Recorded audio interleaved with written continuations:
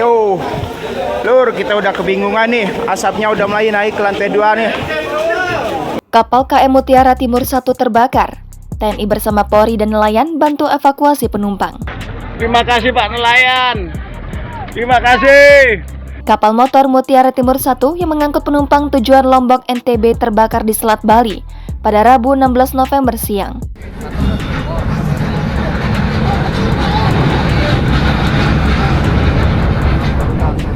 Informasi yang dihimpun, proses evakuasi terhadap penumpang masih dilakukan oleh anggota gabungan dari TNI AL, kepolisian, dan masyarakat sekitar perairan tersebut.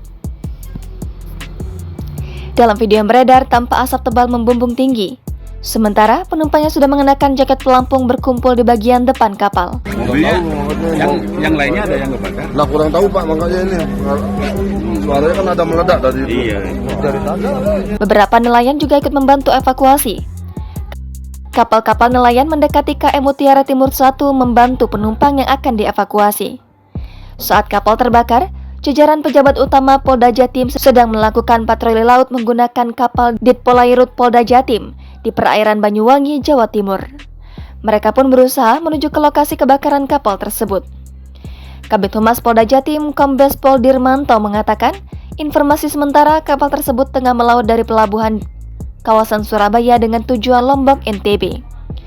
Mantan Kapolsek Wonokromo itu menambahkan, lokasi terbakarnya kapal motor tersebut berada di perairan wilayah Provinsi Bali.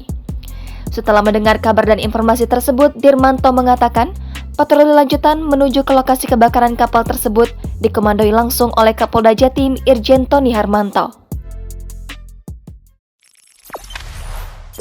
Jangan lupa subscribe, share, komen, dan like ya.